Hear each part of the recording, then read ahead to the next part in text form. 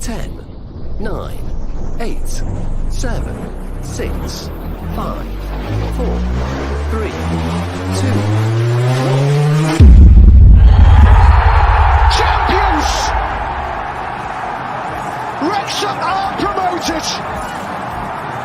They have their storybook ending. You can walk through the fire. You can walk through the fire. When it's down to the wire. You can walk through the fire. Howdy, y'all, and welcome to the Wrexham Texan. My name is Jake Green. For those watching, what do you think of the new beard?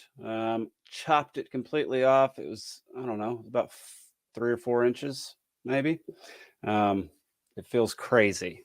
It feels really weird. I haven't cut it this short in like 7 months, but feels great. I feel lighter. I feel more aerodynamic. But yeah, it's a weird change. Kind of feels like you lose an appendage, especially for, I imagine it applies more for people with no hair on the top of their heads, that cutting off your beard, or at least trimming it down to very short, can be kind of traumatic, maybe, or at least I'm making it dramatic. Y'all, welcome to the show. Thank y'all for joining me today. If you want to follow me over on Instagram and Twitter, I am WXM Texan, Wrexham Texan, over on both of those. I interact with folks quite a bit on there. I try to post during the games, although I've been slacking a little bit recently. During the holidays, I tend to what's the right word? Focus more on just enjoying it. Rather than being present online all the time.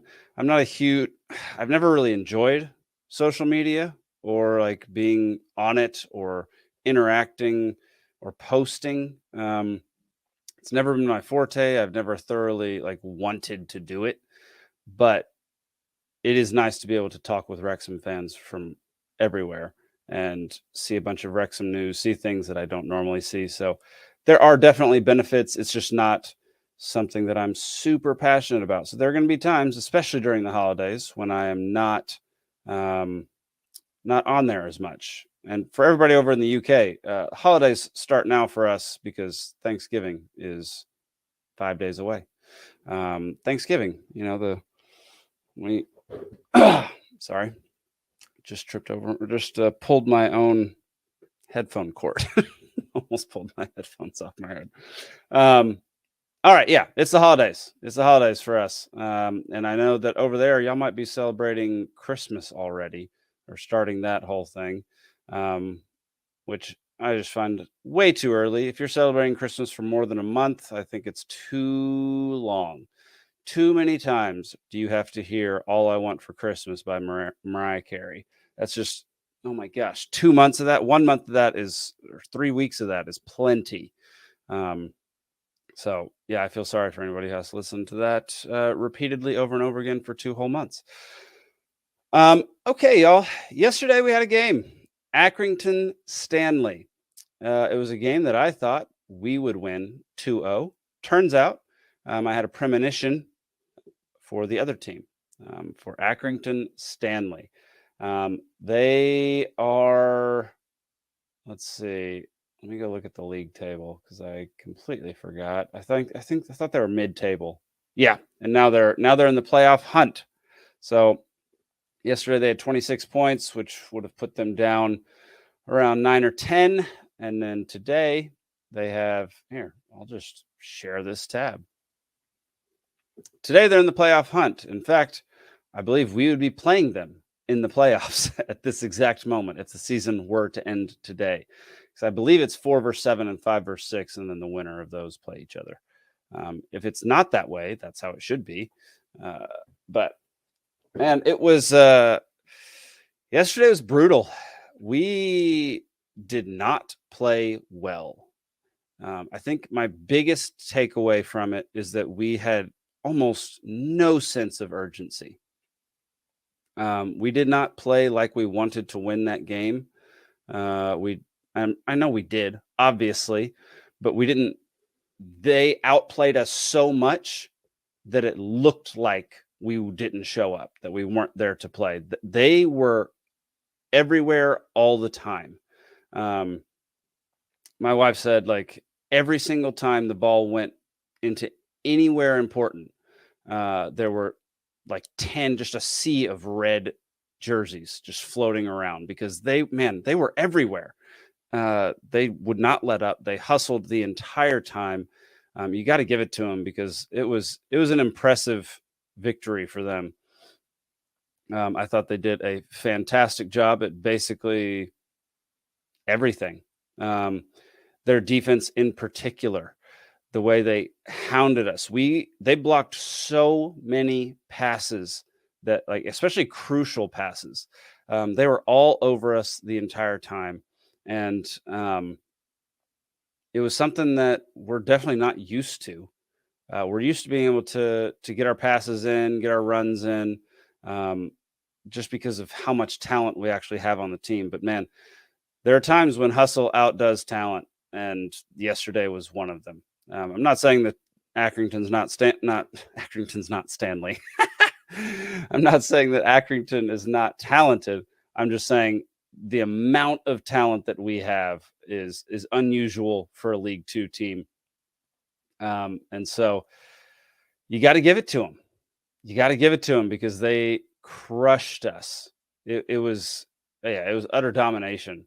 There was never a moment where I was like, oh, we're coming back. Yeah, there's no doubt. We're playing really well. Like, we're coming back. No problem. It was more like, can we please turn it on and start playing better? Oh man, let's see. Let's look at the lineups yesterday. Share this tab. All right, we had Okonkwo in goal. We had Anthony Ford, Jordan Davis, Thomas O'Connor, Ben Tozer, and Aaron Hayden on the defensive side. We had James Jones, George Evans, and Elliot Lee in midfield. Then we had Paul Mullen and Sam Dalby as the forwards. Dalby did not have a great game. He just didn't. Sorry, Dalbs. You just didn't have a good game yesterday. Even Lee struggled. He didn't really make any mistakes, but man, he could not get the ball where it needed to be, because they just, every time he would turn around, there would be a guy there blocking his pass or blocking his path. It was, man, yeah. Let's see. Who else? Ford. I mean, it's funny. Like, I don't think anybody played that poorly. It's just that their players played so stinking well. I did like our substitutions, though I wish they had come earlier. Didn't really understand the Boyle substitution. Didn't think that was needed. Do we remember who he came in for? I thought it was O'Connor. Yeah, it was O'Connor. So I don't really. O'Connor's been fine on the defense, but I don't know why we keep starting him back there. But Boyle, now that Boyle is a straight up defender. He did fine once he came in. It was just an interesting sub at halftime to bring on Boyle. Let's see. Then we had the next sub was Ollie Palmer in for Aaron Hayden. So we pushed forward. We brought on another forward and took out a defender, which I thought was the absolute right call. I think it should have happened 10 minutes sooner. I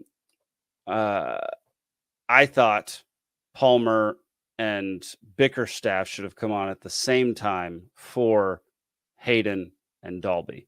That was what I wanted to see. Because the one thing about Bickerstaff, and Elliot Lee has this too, and so does Ryan Barnett, the pace at which they play is fast and furious. And it looked like, whether or not it is urgency, it looks like urgency, and it feels like they're just urgently trying to get that goal, trying to advance the ball, trying to get the ball in a good position. And so in a situation where our team just looks flat, where our team looks like they're just sluggish, Bickerstaff is the guy who I'd want out on the field. Bickerstaff and Lee, get the ball to Lee more often, and put Bickerstaff or Barnett out on the field because, obviously I know we didn't have Barnett in this game, but Bickerstaff, man, that guy is underrated in my opinion. I know he's a youngster, but man, he hustles, he pushes, he makes awesome runs, he gets the ball in the right places. He's a guy that I would like to see more often in these kinds of situations, because let's face it, there couldn't be games where we are slow, where we're sluggish, where we're just off that day. There are lots of ridiculous reactions to this game. Everybody just needs to calm down. We've got more than half the season left. Let's just relax, okay? We'll get to one of those tweets or Facebook posts here in a little while. They also brought on McAlinden. Not something I would have done. Parkey also brought in McAlinden for it was a three-person sub. So it was Davis, Jones, and Dalby came off, while Andy Cannon, Bickerstaff, and McAlinden went on.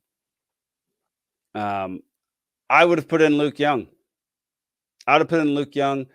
Get some stability, get a guy in there who doesn't make mistakes, who is diligent and thorough and will get the ball where it needs to be. I mean, put our captain in, man. I've been missing seeing Luke Young out on the field. I know he's not the paramount of athleticism, but the dude's athletic and the dude does not make mistakes. He's a leader. So I would have loved to have seen him in. I don't have a ton of faith in McAlinden right now. That could just be me.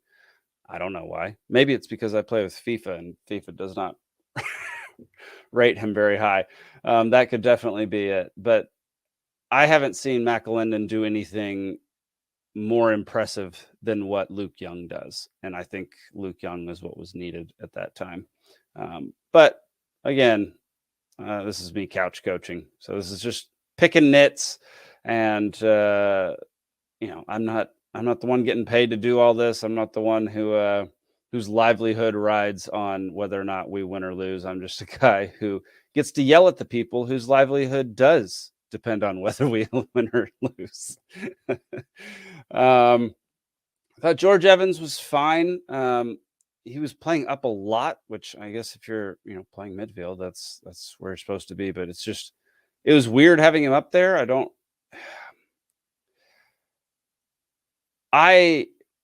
The guys over at Two Beards, a podcast in Wrexham, love George Evans. I have not been all that impressed with him.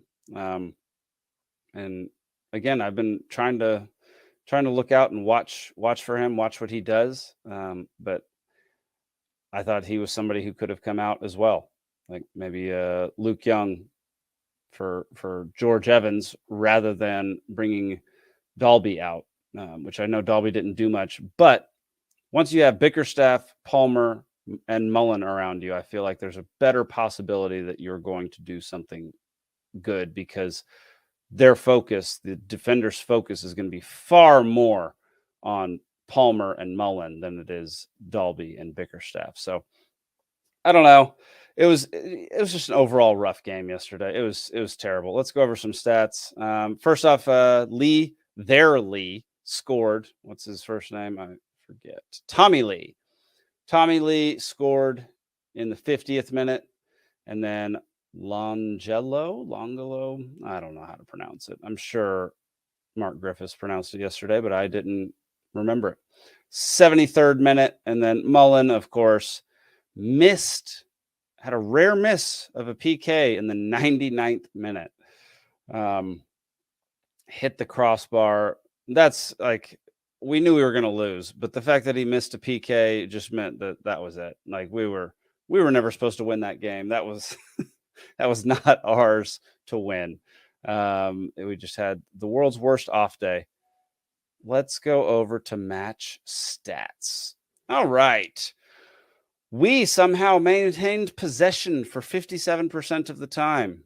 We won most of the duels. They had 8 interceptions. We had 5. It was 1-1 on offsides, 7-6 on corners. 1 distribution. We had almost 100 more passes than they did. Man, this is brutal. Long passes, a few more. Passing accuracy was about the same.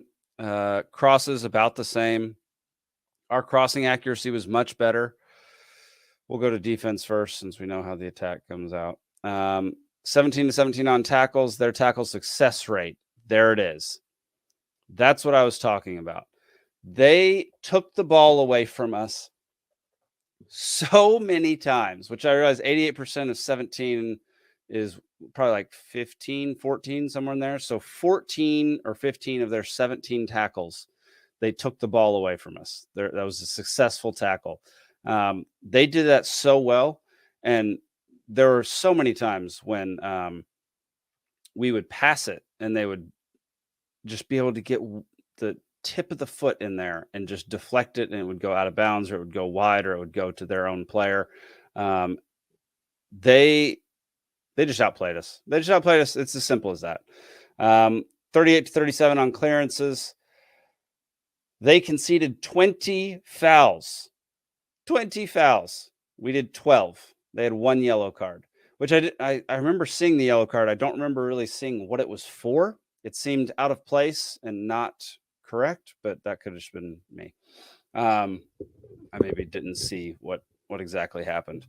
Their penalty that they received has been getting some scrutiny. Actually, we can go look at what happened here. No sound. We don't need sound. Okay, so I am unsure of. I thought it was called on Boyle, but it seems as though people think it was called on O'Connor. Or who is that? It's not O'Connor. O'Connor left the game already. I can't tell who that is. Davis? I think that's Davis right there. So I'm not sure who the PK was actually called on now that I'm looking at this, because to me, Boyle looks like he just shoves the guy to the ground. Like, whether or not it's on purpose, I don't know. But it just, like, right here, just watch Boyle. It just looks like he is the reason that guy fell on the ground. And so that would be something. If it is Davis, then that was a horrendous call, because their player pulled Davis to the ground. So I guess it all depends on who he called it on. And maybe I could figure that out in a minute. This person certainly thinks that Super Sub certainly thinks that it was called on Davis. I thought it was called on Boyle. It looked like a foul on Boyle. I mean, he basically just fell on the guy and pinned him to the ground. So anyway, that PK was brutal. That kind of sealed the deal. That was the game winner. We could not recover from that. Here we go. They had 14 shots. We had 10. 6 on target. We had 4.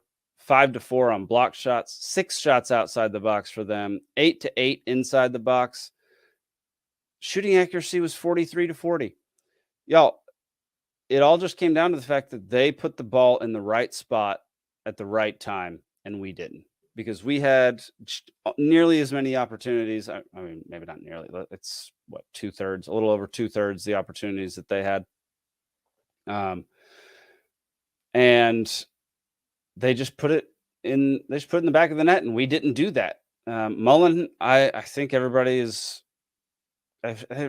would agree that Mullen has not been in the same form this year that he was last year. It has been the Elliott Lee show for the most part, and I love Elliott Lee. But man, when you're playing a team that defended how that team did, that's gonna be a rough game, and you have to find that extra level of excellence, that little, just flip a tiny little switch to go just above them. And man, we couldn't do it, and it just felt like it was an energy thing. It didn't feel like we were doing that, like we were really just striving to win. I don't know what it was. It was an energy thing. And that's despite the fact that we had 2,587 Wrexham fans in attendance. That is unbelievable. It to me, it looks like that's almost half the stadium. I mean, that's almost a home game. So bravo to getting out there, y'all. That is awesome. I'm not sure how far away Accrington is from Wrexham, but way to travel, way to show up for the team. However, there were some things that didn't care for. And Me, the Wife, and Wrexham AFC points this out by saying, "Why are Wrexham fans throwing things on the pitch? It is not helping our cause at all." This is Sharn from Me, the Wife, and Wrexham AFC. Completely agree. Completely agree. Do not throw things on the pitch if you are a supporter. Period. Get a grip on your emotions, figure it out, and breathe. Don't throw things on the pitch. You friggin' doofuses. Let's see. Pamela says, throwing crap on the pitch and slagging the refs is never a good look. Unacceptable. It's the reason I've avoided football until Wrexham AFC. Those people have no business in any stadium. Pamela, I agree with you. I'm a huge fan of forgiveness. So I don't think that anybody should be banned for life or anything for throwing stuff on a field. But I do think that if you're one of the ones throwing something on a pitch, you need to recheck your priorities. If football is the only important thing for you and the thing that you would die for, you need to recheck your priorities, because almost everything about real life is more important than football. Sorry. It just is. Football is not life or death. You are not, as a fan, your participation in this manner is not helping anything. In fact, you're hurting your own team. You're hurting the look. You're hurting other fans. You're hurting the reputation of the club. So screw that. Stop doing that. Don't do it. That's idiotic. I've been to, sorry, Rob, I've been to so many Philadelphia games. No, I haven't been to so many Philadelphia games. I've been to games in Philly as a Dallas fan, where the fans abuse me physically and verbally. Verbally's fine. It is what it is. You're showing up and it's a bunch of drunk dum-dums. So yeah, there's gonna be some verbal abuse. But man, I've had beer poured on me. I've been shoved. Just don't do that. I've never done that as a sports fan, and I don't understand the mentality of people who do that. So like, it doesn't make anything better for you or your club. It doesn't make you feel better. It might for a moment be like, ha ha ha, like laugh at that person, but at the end, I guarantee you that doesn't feel good in your heart. So just don't do that. Don't throw things on the field. There's just no reason for that to be done. Let's see. Do I have any other? Okay, yeah, this is one of those ridiculous tweets that I was talking about. Someone, Racecourse Ramble, retweeted it, or not retweeted it, but took a screenshot of it without the name of the person who tweeted it or Facebooked it, whatever. Said, "Sorry, chaps, but surely Parky's got to go. His tactics, his style of play are awful. That team looked like they belong in the conference. Injuries and internationals ain't an excuse. The money we have spent, we should be doing better than that." End of. Shut up. Get a grip. I realize you might have said this while intoxicated. Get a grip, man. We are here. Let's just go back to the league table because we're 4th in League Two, spending 15 years down in league, or was it 15 or 16? I can't remember. Down in the National League, and now we're 4th in League Two, the year we got promoted. Get a grip, everybody. It's all going to be fine. We've won 4 out of our last 6. We've drawn 1 and lost 1. I realize that Mansfield and Stockport are somehow on insanely good winning streaks, and it's not my favorite thing that they are. And somehow Notts County is tied with us in points, but ahead of us in goal differential, even though they've lost 3 out of their last 6. So that's not my favorite thing. But y'all, we're perfectly fine. Look at so just if you're listening to this, I'm sorry, but if you're watching, look at all the green for every team that is 9 and above. Okay, look at all that green. There's so many W's. So many W's. Those are a lot of good teams, with Gillingham and Morecambe being not in great form at the moment. Actually, Morecambe's in fine form. It's Gillingham that's not in great form. But look at all that green, and then look at the complete lack of green for 10 and below. Just think about that. Just think about, this is the top 9. The top 9 are winning. The top 9 teams in this league are all good. They're all going to be difficult. They're all going to be a pain in the butt to play. And Accrington Stanley is a good squad. They are 7th in the league right now. So let's not overreact. Let's just take a breath, get out there next Saturday and whoop some butt. Let's make up for this, terrible away game. Playing Morecambe next week. Like I said, they're in good form. They're not in good form. They're in decent form. They have won, I believe I saw 4 of the last 6, but lost 2 of the last 2. So their immediate form isn't great, but their longer form is pretty decent. Let's see. Previous meetings between Wrexham and Morecambe. We tied them in League Two in January of 2008. So we haven't played them in 15 years. It looks like we've only played them twice, in 2008 and 2007. We tied 2-2 and won 2-1. So, man, this is a team we've not played in a very long time. In fact, I just kind of want to see where Morecambe is compared to Wrexham. Let's go over here, and here, I'll share this tab instead. Morecambe. Okay, and let's do a little path from Wrexham. Okay, so it's about an hour 45 straight north. They're on the water in a bay. Looks lovely. Gosh, I want to get over there so badly.